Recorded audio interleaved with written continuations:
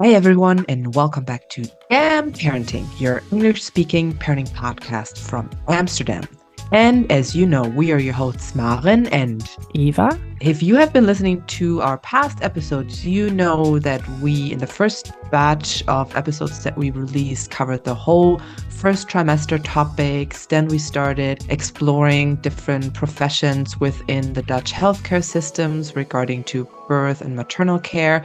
And now we want to tackle a new topic, which is the postpartum period. And we thought to open up this new chapter, which we will have several episodes falling under. We had a chat with Harriet, who is a postpartum doula and currently also pregnant herself. So we had a very lovely chat about her personal preparations for the postpartum period.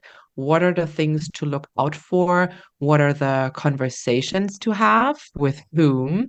And what are the boundaries that you might consider to put up and draw? And also how to, yeah, generally stick up for yourself and for your new family and for your newborn baby in this very intimate but also vulnerable time. She gave us some good practical tips that she will apply in her own postpartum period. Also, she shared some knowledge that she had gained over the last couple of years in the work with her clients, and she gave us some examples from that. So we had a really interesting chat with her about this whole very special time, which is the first 6 weeks after you had your baby. And it was very interesting for Eva and I to hear this because when we had our babies, it was COVID.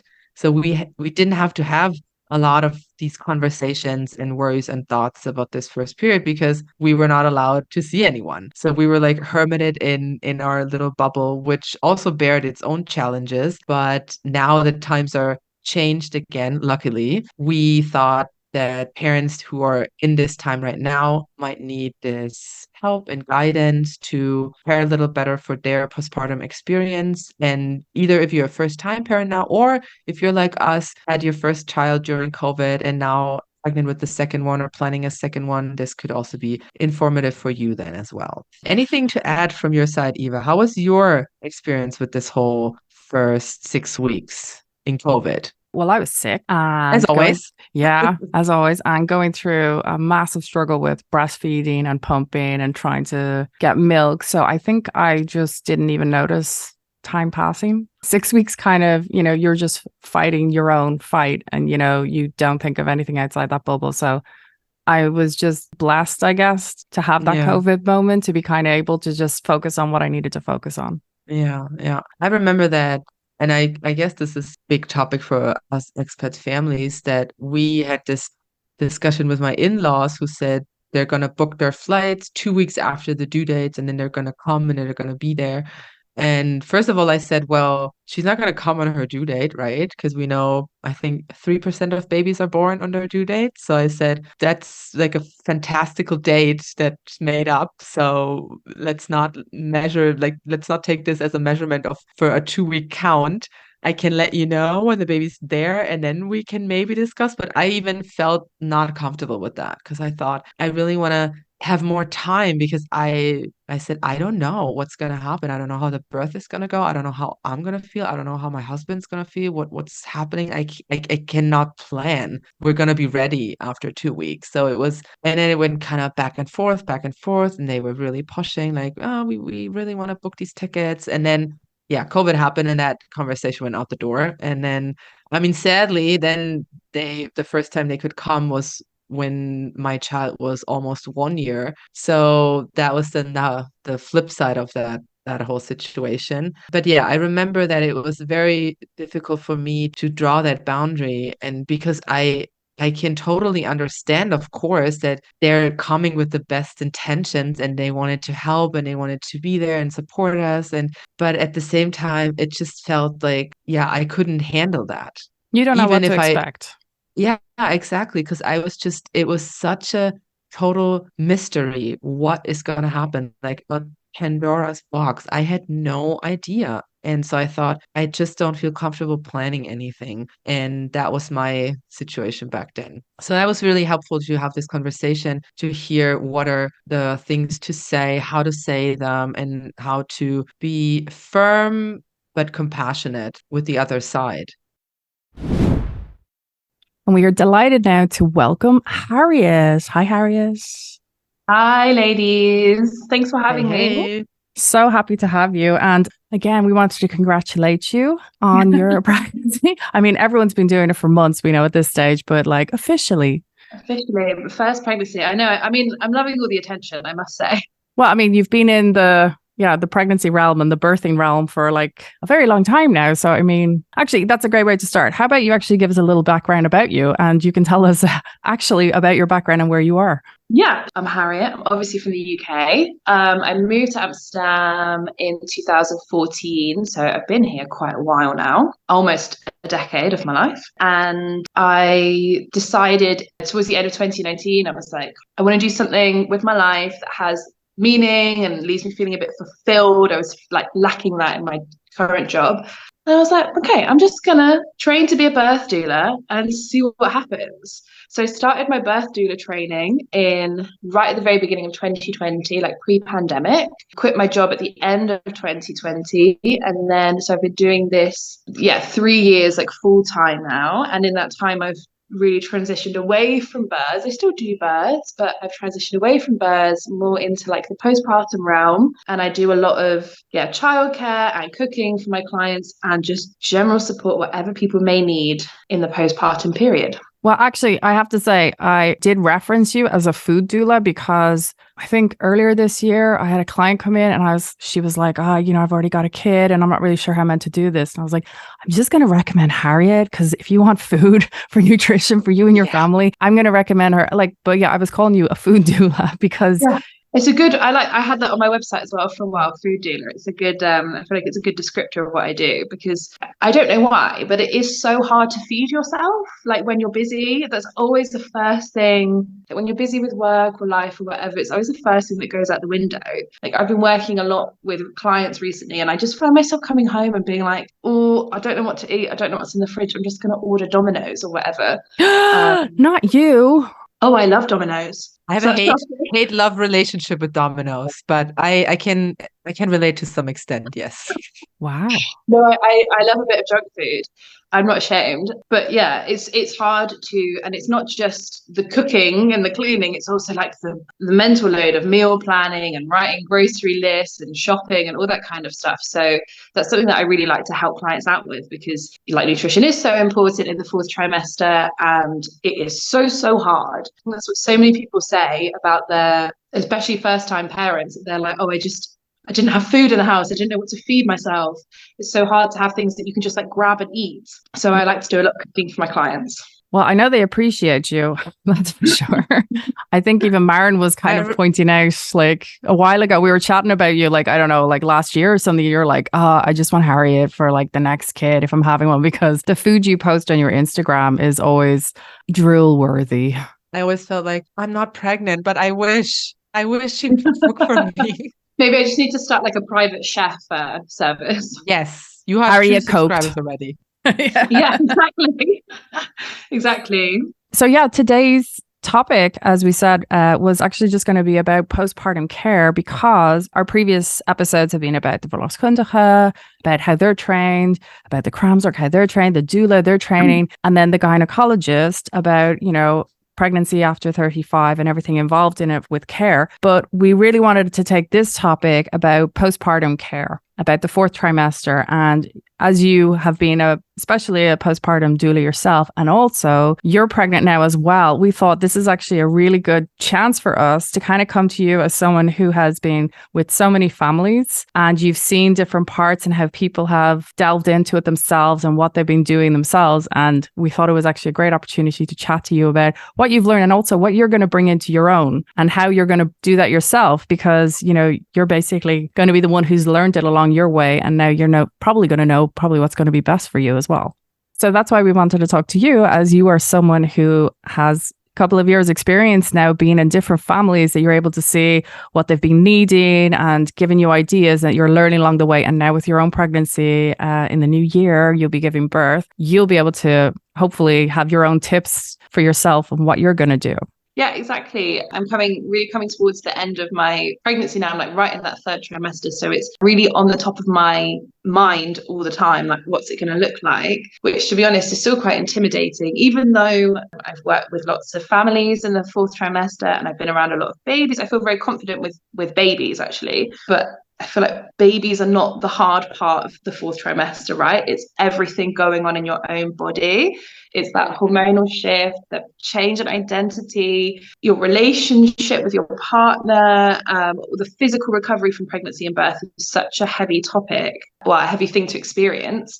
And you're also doing that with much less sleep than you would ordinarily get. So I'm still a little bit, on the one hand, I feel very confident with babies, but there's still a sense of like nervousness because you don't really know what to expect until you're in the throes of it. And sometimes also I feel with all the knowledge you have, it doesn't make it easier, right? No, because it's totally different knowing the things and doing the things yourself. Yeah, Same with giving exactly. birth. Like I know a lot about birth, but doing it myself, that's like a whole other kettle of fish. Yeah. I hope it's not a kettle of fish. I hope it's going to be a beautiful journey for you that, it's quite an experience for everyone. One of the things for me was when you're pregnant, you've got the pregnancy courses, you've got the birthing courses, you'll have lactation courses, you'll have, there's a lot of different options out there. But one thing that was kind of coming up when I was looking into this topic to chat with you today, are there postpartum courses? Plenty of postpartum doulas offer, particularly online planning workshops. If you go on Etsy, there's loads of planning resources you can download, like workbooks, journaling prompts, all this kind of stuff, meal plans. People sell them in like packages that you can just download, print, and work through yourself if that's something that works better for you. I have one that I send to my clients as well, just to get your brain working and get yourself thinking about, okay, what help am I going to need? How am I going to tackle all these topics? And then, of course, just like birth doulas, there are loads of postpartum doulas on social media that you can follow along, and they give lots of tidbits out for free. I did not think of Etsy. Crucial? Yeah, exactly. I was like, Etsy? What?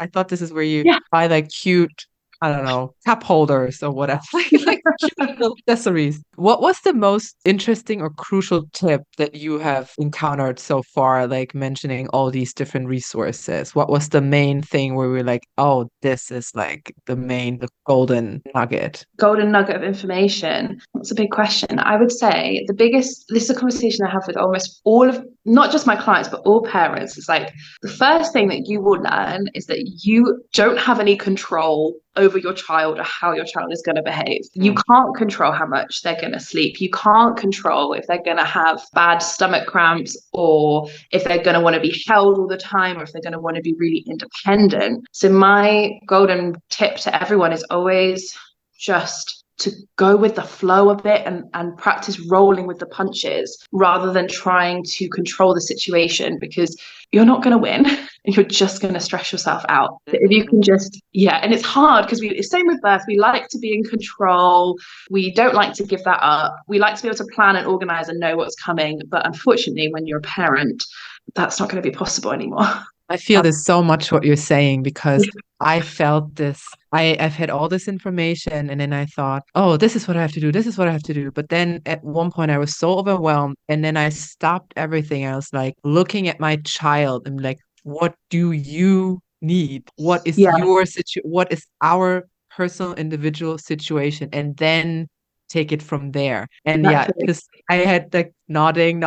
You can't, the listeners can't see it, but I was like, yes, I relate to this so much, because you hear all this, and also with equipment stuff, like you can buy all this stuff, but you don't know if they're gonna sleep in the cot. You don't know if they're gonna sleep in this nest. You don't know anything. You have only ideas and theoretical concepts about stuff. And then that's when I feel parents get then insecure when they then feel, oh, but this should work, right? A professional says this, or this is like some valuable information. Like, why is it not working? Because they're not seeing what's needed actually from their child. So I totally agree with that. Yeah. And you as a parent, you're the one that knows your baby the best. Yeah, exactly. You just have to like tap into that and kind of like, even though I've just given all these resources, you don't need to do any of that. You can block all that out. You can ignore all of that and just tap into what your gut is telling you. And those first few weeks are so crucial because that's the moment that you can get to know your baby, and you'll get to learn what their cries mean and what their behaviors mean and what their, for example, like hunger cues are before they even start crying. And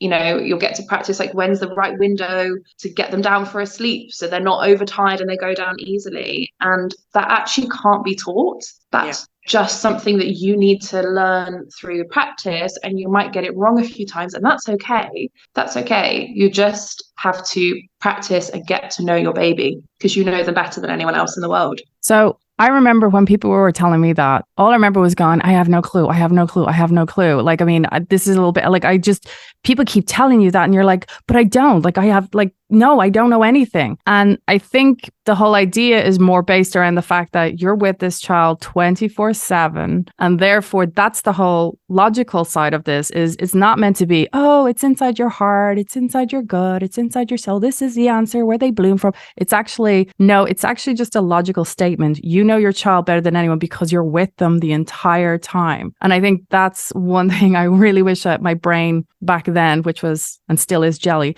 but I think that was one thing I wish I was able to kind of realize what that sentiment actually was. It wasn't just trust your gut. And I'm like, what the hell is a gut feeling?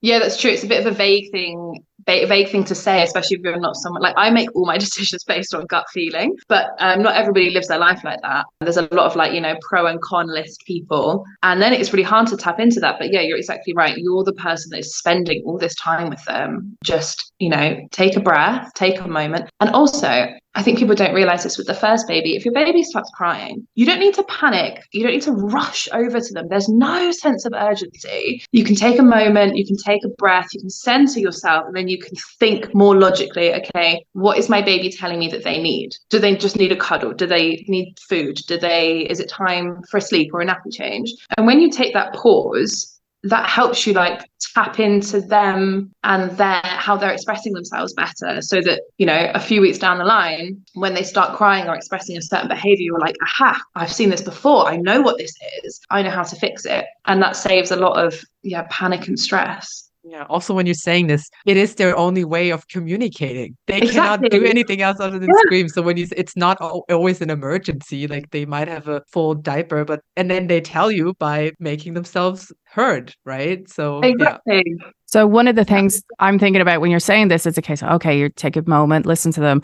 But I think one of the parts of being a new parent is the sleep deprivation. And I think that also has a huge impact on that ability to actually stop, listen, regulate, that whole step that you were just talking about. So as a postpartum doula, when you're looking at this postpartum, the 4th trimester stage, how is it that, for example, you yourself would suggest a new mother can establish a healthy sleep routine for both the mother and the child? You usually come in and you'll take the baby to be able to let the mom rest. So is there something a little, as Myron would say, golden nugget that you could be able to, share with us about that part?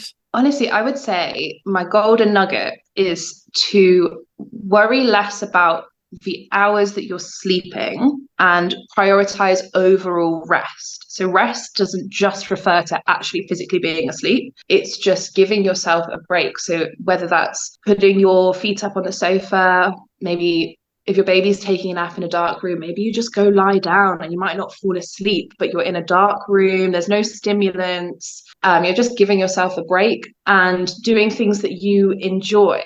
So for example, I'm a big homebody. I love my house being really cozy. That's why Christmas is my favorite time of year. I've got candles, I've got fairy lights everywhere. And because we'll be giving birth, we're having a baby fairly soon into the year, we're going to keep a lot of that stuff up. So we can always have the fairy lights on and my candles lit and my nice blankets. And I'm going to have my nice favorite pair of cozy sweatpants to relax on the sofa in, and all those things help to soothe and calm your nervous system. So even though you might be surviving on 4 hours sleep, not in a row, 4 hours total, there are still other things you can do to build rest into your routine. That's such a good tip. And also that can be something that you can already, if you don't like, this on the top of your head, like what are the comforters for you? But I know for myself that I didn't know them a long time. And then I had to discover, this actually gives me rest. This makes me feel calm. This is really something that people can, when they prepare for this phase, start looking out. So what is actually the thing that I can, in my environment, make sure like I put up the candle or the nice blankets, or what is my favorite pair of socks? Like, so these kind of little things. And that takes such a load, because then you can have like your toolkit and just pull it out. You can prepare it in advance, and then not having this moment when you're already then unrested and stressed and overwhelmed, and then you have to look, okay, what is going to calm me down now? Exactly. I was going to add something and my mind has gone completely blank. No worries. That's going to happen to you for years to come. This is my life now. This is my life. Pregnancy brain and just chaos. Welcome to motherhood. I know what I was going to say. When we're preparing for birth, we talk so much about preparing like the birth environment, right? So we talk about like low lighting, soft music. If you go to hospital, bring a blanket from your home, bring your pajamas, anything and everything that you can do, your favorite snacks, your favorite food, anything and everything you can do to make your environment peaceful and relaxing to help stimulate the oxytocin, which of course brings on your labor. That whole toolkit that you prepare for your birth, you can also pull out in the postpartum period. All of that, all the same stuff, music, lighting, scents, touch, is all going to help with the oxytocin and to calm your nervous system. And all those things are also great for baby. It helps keep them calm, particularly the low lighting. Yeah, and especially in winter. One of the reasons we were talking about this topic was a couple of weeks ago, you put out a post on your socials about postpartum and how I think it was about for the first 6 weeks of a newborn, not to accept visitors, of course, except for the family. So I kind of wanted to touch on that because that's actually been something I've spoken to other new moms about, that they were kind of slightly panicked because obviously as international families here, our families are traveling over here. And so normally we receive them, we host them, we do stuff with them. But now as a new mom, it's very different. And so your post really got me thinking, and that's why this episode is here, is we really wanted to touch on that. I wanted to see your thoughts and how you're going to manage and maybe experiences you've had with some clients. Yeah, this is a big topic for me because I'm a really classic introvert. Like being around people makes me so tired. And I know that having people in my space with a newborn is just going to absolutely throw me. So I've been saying this to my husband for years, like long before we got pregnant, that we are not having visitors for the first 6 weeks, minimum.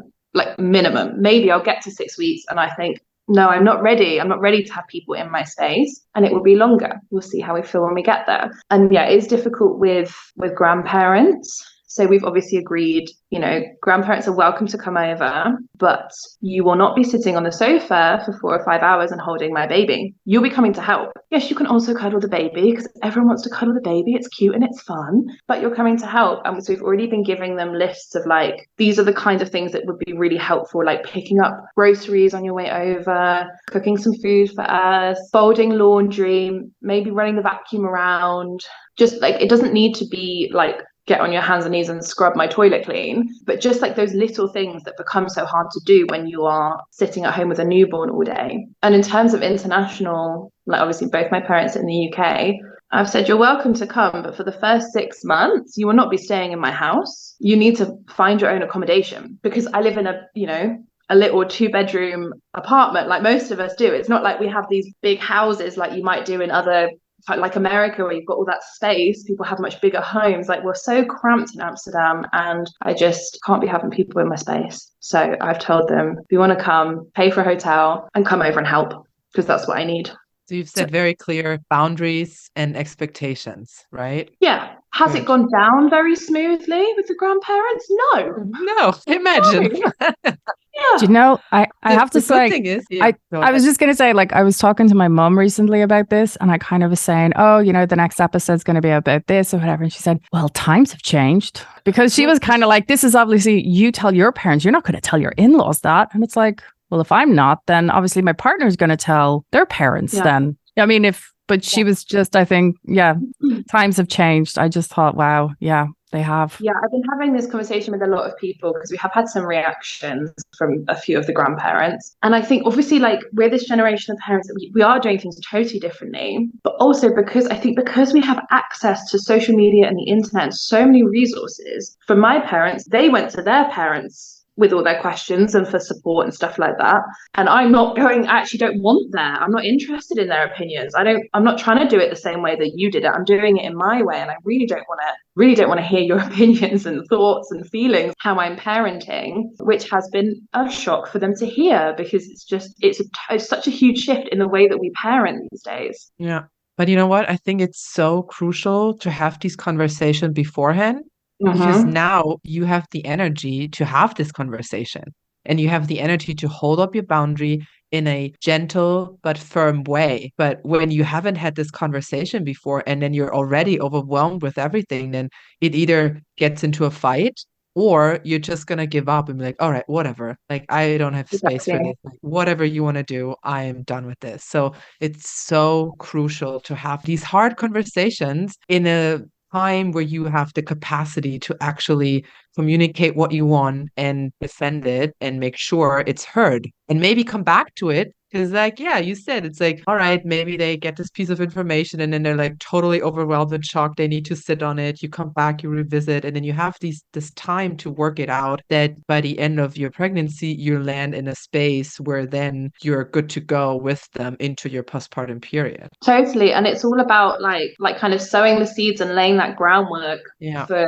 for later, because we're going to be parents forever now. It's also got me thinking about how not only is it transition for me and my husband to become parents, it's also a transition for my parents to become grandparents and not be the center of the family anymore.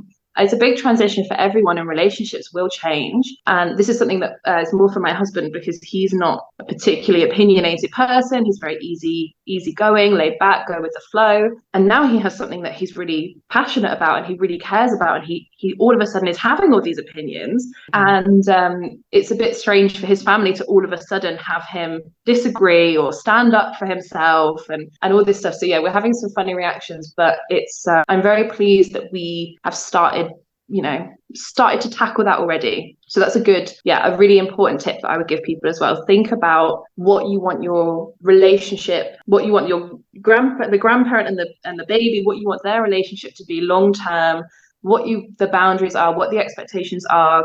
Have a long conversation with your partner because you might have differences and you're blending two family backgrounds. And for a lot of us, like I'm English, my husband's Dutch, we're blending two cultures. So there might well be differences I'm sure there will be differences in opinion and how people think, children should be raised. So having a conversation with your partner and then start sowing those little seeds already during your pregnancy, and it will just set you up way down the line. You'll be so thankful, even though the conversations are really tough. They're really hard to have, especially if someone doesn't react the way you think they're going to react, but it's totally worth it long term. By any chance, do you include those tips of what to suggest your parents to do? Is that included in your little package that you give some of your clients? Yeah, so definitely things that we talk about in because when I work with a postpartum client, we do like an intake in person, and then we start talking about these things, giving them tips of how you can put people to work, because that's hard. Yeah, that's what I'm thinking, because it's also a case of people have different standards of washing maybe, or how they, I mean, look, a huge fight between even couples themselves is how to stack the dishwasher or how to hang out your laundry. I mean, that was just the thing I was thinking, like, oh, you also will have to accept their efforts of what they do. Yeah, that's so true. And also play to people's strengths. So there are some people that I'll be like, will you come over and cook for me? And some people that I won't ask to cook for me because that's not something that they're good at. And that's okay. There's other things that you could do. And yeah, like you say, some people have a higher level of cleanliness than others. So you can also totally like work to people's strengths. Like that's how me and my husband share the household responsibilities. It's not like I vacuum one day and he vacuums the other day. I cook every day because I'm better, and he does all the vacuuming because I don't like to do it. Can I ask who's going to be doing your food for your postpartum? I will be doing a lot of food prep and freezing it. We were thinking about buying a second, like a chest freezer for the storage. And then I've had a few like friends who've offered to like cook and drop off meals. Yeah, my parents are both pretty good cooks. So when they come over, I'm going to put them to work in the kitchen. So your husband just has to warm up your prepared food. Yeah, we also talked about I'm going to teach him how to make a few simple things that I really like, because he's a picky eater. We have very different tastes in food. So I'm also going to teach him to make I don't know, 5 to 10 of my favorite meals so that he knows, and maybe write them down on a little recipe card for him. Simple things so he can just, chop and bung in the oven or whatever. There's a Christmas idea. Get him a little recipe book that's already pre-filled in with your favorite stuff. Yeah, exactly. Most people don't think about. They're getting prepared. They're getting prepared for birth. They're getting prepared for, what's to come. There's the lactation consultants or there's whatever else to come. But it's just a case of how are we meant to understand how we're going to take care of ourselves as well in the postpartum period. So with nutrition, as you said, it's a great example of even asking your friends and playing to their advantages. If people say, hey, that's a great idea if you wanted to do it this way. I do know there's a lot of international families here who've actually looked at trying to set up the food trains. And I mean, it's very hard because we do live in such different areas, north, south, east, west. So it is a bit complex. I really like the idea of being able to prepare your food in advance if you have the capacity to be able to store an extra freezer, which most of us won't be able to. Hopefully, you'll be able to have your Sunday roast for Christmas and then spend the rest of your time preparing for what's to come in the next couple of months in the new year. So we've spoken about the family coming over, about setting boundaries, about a bit of nutrition aspect of things. Is there anything that you have seen in the last few years of ways to help mothers, especially, encourage bonding in that pivotal time in those first few weeks with an infant, with a newborn? Is there something special apart from skin to skin, which everyone's going to be told about in the hospital? I was going to say skin to skin, but there's no time limit. You can do so much skin to skin. So get yourself a stretchy wrap, a carrier thing. You can strap your baby on your chest and you can just hang like that for a long time, for hours. And even if it's too cold, you don't want to be completely topless, put your baby in the carrier as you go about your day, because that means you have the opportunity to the first 2 or 3 weeks, maybe you're just going to want to be sitting down, right? But when you are starting to get your energy back and you're starting to feel a bit like you're ready to participate a bit more in the household, you can just pop your baby in that carrier and then you can cook and do your light household chores, whatever you feel up to. You go for a walk with them on your chest, and that's a great opportunity for bonding. It's also a great activity for babies. For them, that is enrichment and stimulation during their wake window.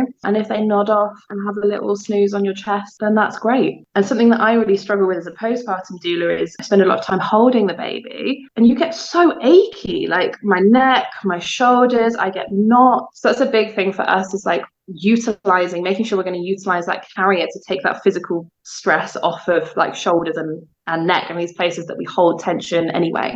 I have a question that actually relates to Maren as well. A while ago, myself and Maren spoke about something, and there's a German phrase, and I've seen it written in different ways as well. 555, is it 777 in German? 7 days in the bed, 7 days beside the bed, 7 days near the bed. Yeah, actually, some take it to 2 weeks, or 7 in, near, and then around. Yeah. That's something that you, Harriet, have practiced with or been with people who've taken into consideration or part of their culture? Or to be honest, I don't have many clients that have really given it that much forethought and planning to be I'm going to spend this amount of time in, on and around the bed. That first week, I'm never in people's homes anyway because they're with the Cramsor. So normally by the time I come in, people are up and about and a bit more mobile as well. But yeah, that's absolutely a really kind of traditional method to supporting your postpartum recovery. It's something that we see in cultures all around the world, is having that emphasis on whether it's 3 weeks or 40 days or 6 or however the time is split up. That's a really core principle to help with recovery and, of course, bonding and establishing breastfeeding and all these things. So it's something that I absolutely mention to my clients. I often recommend, the book first, the first 40 days, because that takes you through all the reasons behind it and the sort of the traditional Chinese approach to postpartum. And in that, it's a beautiful book. It's a lovely gift to give people as well, because it's a really, really gorgeous gift. And the second half of the book is all recipes of meals and snacks and drinks that you could make for people or ask people to make you, or just have I'm not really a recipe follower. I just like to read them and then kind of pull inspiration Inspiration. That's a really lovely book that explains all of the reasons behind rest and this principle of spending the first 40 days actually in bed. But everyone's different. And some people might feel the need to be more active. I mean, I'm not saying like run a marathon, but, might go for gentle. That's something that I think will be important to me, is going for little walks and getting fresh air and getting out the house. So it's kind of, you have to, again, it comes back to like following your gut, what you think is going to be or what feels right to you in the moment.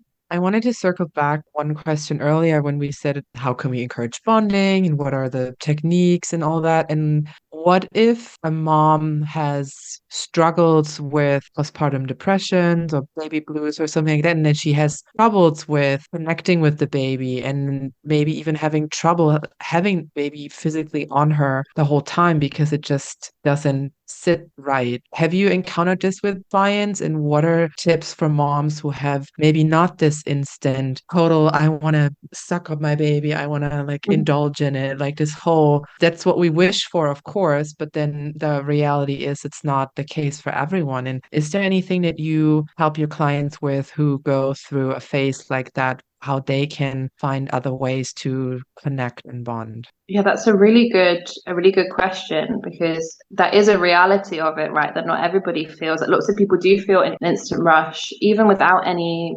postpartum depression or mood disorder. For some people, that bond takes a while, and which is kind of makes sense if you think about it. It's like a whole new person. You've never met them before. You don't know them.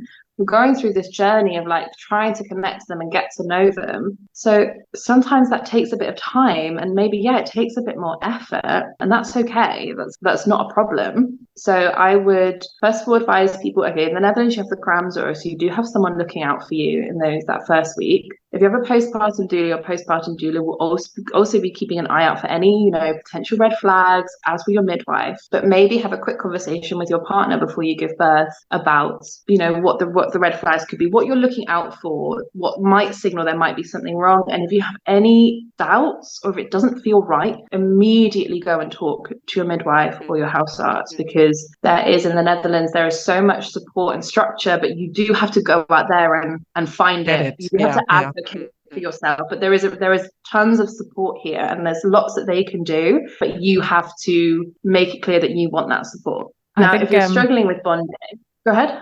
No, I was just going to say, one thing I was told by my verloskundige was actually, they said to me, just so you're aware, bonding might not be instantaneous. It can take up to 6 months. There you go. And there's just this narrative that, you birth your baby and you get hit with this rush of love and emotion. And for some people that's true, but not for everybody. And I do think that's something that we should, talk about a bit more. I feel like there's something that's still like a level of shame with it, like that makes you like a bad parent or a bad mother if you don't have that instant love and connection. But of course, it doesn't mean that at all. Of course, it doesn't mean that at all. And it doesn't mean that you won't get there. Other things you can do to help bonding is any kind of like when you're changing the nappy, eye contact, play with them, see how they react to different, stimulus like toys. Just try to play with them and interact with them as much as possible. And most importantly, give yourself a break. You're struggling to form a bond with your baby, and you put all that pressure on yourself and you feel all those shameful feelings. That's not going to help. That's not going to help that bonding. That's just going to make you overthink it and make it worse. So it's okay to say, I'm struggling, I need to step away a bit. Maybe my partner needs to take over and I need to go out the house for an hour or two, like whatever you need to get yourself feeling good again before you spend time with your baby. That's also fine. And nothing to be ashamed about. Absolutely not. Yeah. Absolutely not. Yeah. And it's one of those things that if you experience it and you start communicating with people, I bet so many people will be like, oh yeah, I had that too, actually. Mm-hmm. Yeah. It's one of these things like with pregnancy loss that you don't realize how common it is until you go through it or you know someone that goes through it. And then all of a sudden, other people start popping up. Oh, yeah, I had that too. Oh, yeah, we experienced this as well. Or with fertility issues, we don't know how common they are because there's still that level of shame. But I bet if you started being really open and talking about how you found it hard to bond with your baby, so many other parents would be able to say, yes, I had exactly the same experience. It is one of those topics, I guess, a lot of people will hold their tongue. Mm. That's why we're doing this, That's why we're having these conversations to really make this heard and give people the peace of mind they're never alone with anything. Everything they're going through, someone out there has either experience with it and maybe can just lend them an ear, or they're in the same thing, talk about stuff. That's the important thing. Yeah. And Yeah. also the fact we're international families. So we have like a little bit extra, an added stressor on top, which doesn't really help. Yeah, we are extra vulnerable. There are plenty of studies talking about like how mental health for immigrants and expats, we're more likely to come across mental health problems because we feel like isolated and vulnerable and alone. And that's why it's really great you're seeing more social events and brunches and Facebook groups and WhatsApp groups popping up these days. That's a great way to connect with somebody who's going through the same thing at the same time as you, particularly these, like the spring, summer Facebook groups. Yeah. And at the same time, myself and Maren have already discussed that the idea of this podcast was because some of those groups can be very overwhelming. Like people could be like, can anyone help me with this? And then unfortunately, someone's mid-typing something else that they need. And then that conversation gets carried away. And so people can feel lost in the noise, as it were. So that was also, that happens to most of us, what we're asking. Absolutely. Yeah. I'm not in any of these groups because it's so overwhelming, and I don't have the Facebook app on my phone, so that's one thing. But the idea of being in a WhatsApp group and just people being able to message me directly to my phone that I have with me all the time, so overwhelming to me. Like I said, I'm such an introvert, so yeah, you don't have to join them. I'm not in any of them, but I'm also fortunate enough to kind of already have my foot in the door of this community through my work, which has been a really, really special part of this pregnancy. Actually, is feeling like I've been welcomed with open arms by this huge expat mom community. Oh, because you poured so much into the community with your work, then everyone's like, oh yes, finally we can help Harriet. Well, I appreciate it.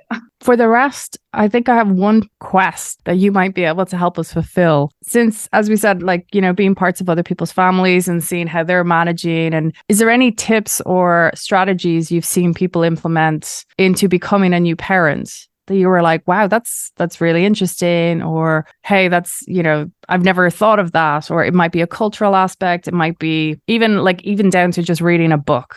Is there something that you're kind of like, I saw this in a family, this is something I want to bring into mine? It's such a good question. I'm like racking my brain. Honestly, no. That's fair enough. I mean, in fairness, I don't, like we said earlier, it's not something you can actually prepare yourself for. Sleep deprivation plays an absolute mind game on anyone. I mean, that's why it's considered one of the torture elements that people can use on other people, because I mean, having really children is beautiful. It's not torture. No, that's not what we're saying. Yeah. And I'm not saying it's not tough, but your body is kind of designed to deal with it. So I have always struggled with insomnia, and that was something, so the sleep deprivation was something that I was really worried about, because I'm like, it takes me so long to fall asleep. If the baby's only going to be sleeping for 3 hours, 2 or 3 hours, and it takes me an hour or two to fall asleep myself, how am I going to cope with this? But actually, when you're breastfeeding, your body does produce hormones that will help you relax, help you fall asleep. And everyone keeps saying insomnia has been the biggest thing for me this pregnancy. Like when you're postpartum, you're so tired that when you get an opportunity to sleep, you're just out. So I'm hoping and praying that that's my experience, that insomnia is done when the baby comes out. Oh, it's heavy. Well, I can definitely tell you, if you do get into any of those WhatsApp groups, like myself and Maren, we're texting each other at 3 a.m., doing a feed or something. And it's like, what are you watching? I'm doing this. Oh, what do you do? Because we had a nice group of a WhatsApp group that we would, at any time in the night, you can easily talk to someone because someone's guaranteed to be up. Yeah, that's the nice thing with these WhatsApp groups. And because otherwise you can feel so lonely and isolated during these nighttime feeds, and your partner's probably like snoring next to you because they don't wake up. You're so in tune with the baby, you wake up, they don't. And that's something that's also a good piece of advice I give people, is like, that's not his, or that's not their fault that they didn't wake up. That's okay. Maybe you feel some feelings of like resentment or frustration, which is totally understandable, but it's also, you can work with that. So like, if I'm going to be doing 3 a.m. feeds, I expect to be able to lie in my bed in the morning, and my husband will get up and take the baby for a few hours because he's had his good chunk of sleep when I didn't get it.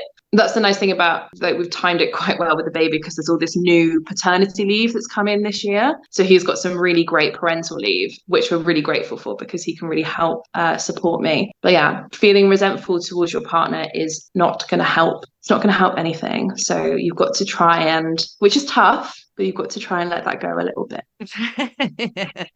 We're still working on that. Yeah. Yeah, well, I was going to say that was actually one thing I did with my partner was previous careers were basically I was in the music industry, so I didn't get to sleep weekends for many years. And so I kind of am conditioned to being able to accept that, whereas he likes sleep.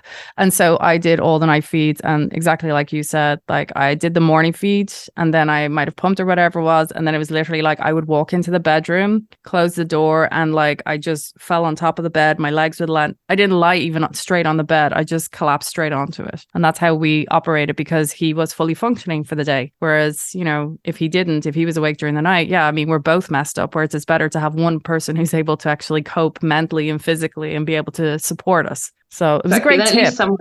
Yeah. And we're still doing that 3 years on. But it's hard because then you do end up like passing ships in the night. But that's something that is also important to discuss beforehand, like how you're going to find those moments to prioritize your relationship and what those expectations are. Like a big thing for me is like if I'm in the bedroom and you're with the baby in the lounge or in any scenario, the baby starts crying, don't automatically give them back to me. You have to fix it. And if you can't fix it because you don't produce milk, like then you can give the baby back to me. But you have to try and solve it yourself first. Is a big rule for my husband. Yeah, I mean, they have to also become the parent, right? Mm-hmm. And they maybe even more so have this, now they really need to put in the work because you have had the advantage of growing this baby inside of you. So you already kind of have somewhat of a bonding relationship and feeling for it, but then they haven't. Mm-hmm. And even though, of course, they can put their hands on your belly as much as they want, they're not going to be carrying it within them. So I think that's really then when they have to realize this chance. Now is my chance to really get to know this baby. And now I need to figure out my ways of how can I calm them down. I don't have the boob. Maybe I can give them the bottle, but then that's also, they need to figure that out. How can I soothe the baby with a bottle because mama's not always going to be around? Exactly. And they need to figure out their own relationship, their own way of doing things, and they also need to make sure that they build that bond and connection because like you say, when you carry a baby, you might not feel that bond might not be there for you, but almost guaranteed the baby will feel the connection to you because they've spent 9 months listening to your heartbeat. They know your scent, they know the sound of your voice, like you are their comfort space. And that's why it's really important for partners to, in those first like 2-3 weeks, really step up and prioritize forming their own bond and prioritize doing their skin to skin and spending quality time with their baby, because otherwise you end up in a situation where just one parent is able to calm the baby, and that's not sustainable long term. So hopefully with all these tips Harriet has been able to gracefully share with us, we're going to hope everyone's going to be able to take something away from this, because Etsy, come on, that's a brand new one for me. I love that that's like the best tip that's come out of this conversation. I'm just shocked. Etsy. Yeah, because it's loads. Go on Etsy, you'll be fine. Yeah, go on Etsy. Everything's there. Everything you need is there. But no affiliation, by the way. No affiliation. This is not sponsored content. We all do these little packs to share with our clients, and then people pop them on Etsy because that's a nice bit of like income on the side. But it's so great for parents because you have access to like a whole range of doulas and all of our resources that you can download and use for yourself. So find your favorite doulas on Instagram that you connect with, that you like what they have to say, and see if they've got an Etsy shop. Thank you, Harriet. I think that's a great way to end this, because I think now people are going to now be going and opening up the Etsy app and going to be checking out what's out there. Harriet, thank you so much for joining us. We are so thrilled to actually have you on. We didn't get fully into your nutrition, which is kind of what I thought we were going to be doing, to be honest. But I mean, we've covered a really crucial part of becoming a parent, from understanding the landscapes of who's going to be there for your birthing. But now it's when you get home and it's those first, it's the 4th trimester, as it were, as you said. And it's a case of that's actually a very important thing to start preparing for. And you've given quite a lot of thought, I think people are going to have to really think about for visitors, for their partner, for those conversations and boundaries that you need to set. So thank you so much. Thanks for having me. It was a lovely to chat to you, ladies. Always a pleasure, in fairness. I mean, I haven't seen you in I don't know how long. So, I mean, hopefully, we'll be able to meet the little one to come. Yeah. Whenever you're ready. Food. We'll bring food. Yes, please. Everyone, I live in Lord. Anyone who wants to get the metro to my house is more than welcome. But not within the first 6 weeks. No. Fair enough. Thank you so much, Harriet. Thank Speak you, soon. guys. Thank you. Speak to you soon. So that was quite interesting. And honestly, I'm kind of still a bit shocked on the Etsy comments she was making. It's like the Etsy, you can go to Etsy for this. Okay. So I'm reevaluating now social media. First, when she said it, I was like, you heard that wrong. She said, no, she didn't say Etsy, but then she did. Yes. So this is your newest source then, I guess, for your any information and preparation you can do. But yeah, I mean, it's logical, right? So I can totally see that as another marketplace for information and sharing services. Yeah, I mean, it's personalized. I didn't expect personalized kind of doula notes, as it were. Yeah. I think, for me, I think it was the most interesting takeaway was just the whole boundary holding and conversations that are needed. Yeah. And I think, like we said at the opening here, our intro, we didn't have to do this. So we never had to go into any awkward conversations. So I'm thankful for that.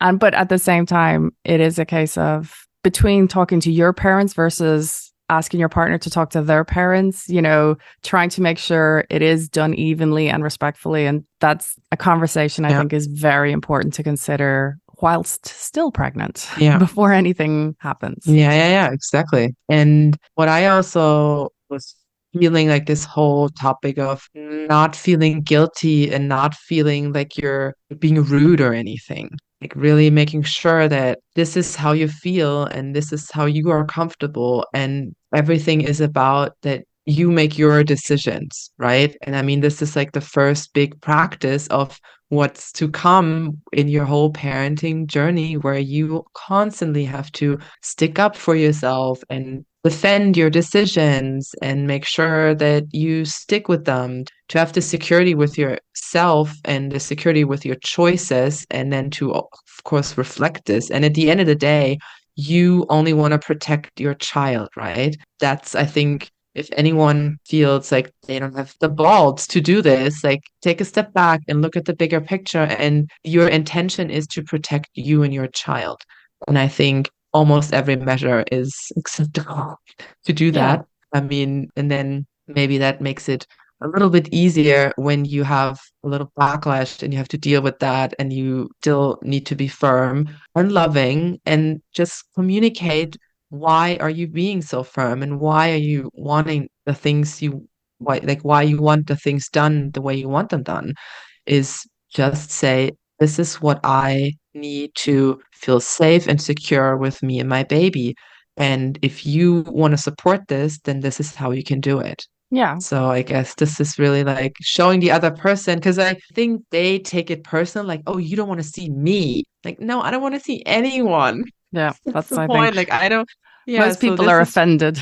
Yeah. And I think this is the big thing that we have to take out of this conversation, that it's not a personal thing. It's, I want to be safe and secure, and this is how you can support me in this. Done. Yeah. And I think if you, wording it about, this is a bonding experience. And I think that was something we did talk about, is the fact that these are different times from our parents when they have birth, even from the 1990s. There's like every 20 years, there's a very different approach to it. And I think right now, when we talk about the golden hour, especially after giving birth and, these 6 weeks, it's a case of, we're in no rush. Yeah. At the end of the day, we should just really live in the moment and enjoy the moment. And maybe you are ready after a week. Maybe like me, maybe you are, and great for you, but it's not for everyone. And so I think we need everyone to kind of be on the same page. If you're ready, go for it. But if you're not, that's okay too. And take your time. Exactly. Yeah, exactly. Yeah, so hopefully that was an episode that gave you some reassurance or maybe some inspiration also going forward into conversations that you might want to have with your relatives, or your partner might want to have with her relatives. Start writing those lists of things that they can do. Exactly. And get your friends in line. Yeah. And give them recipe lists of things that you want to enjoy and indulge in these And no 6 Domino's pizza. Again, no affiliation, no marketing.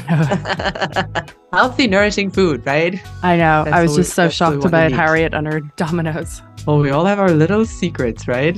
So it seems. Anyway, this has been another episode from us. As always, we would appreciate you liking, following, subscribing, hitting that share with anyone that you might know that who is pregnant or who is considering to be pregnant, or even if you just think, hey, there's a podcast out there. They're English speaking. They're in the Netherlands. They know what I'm going through. They're another international family. We got you. We're here.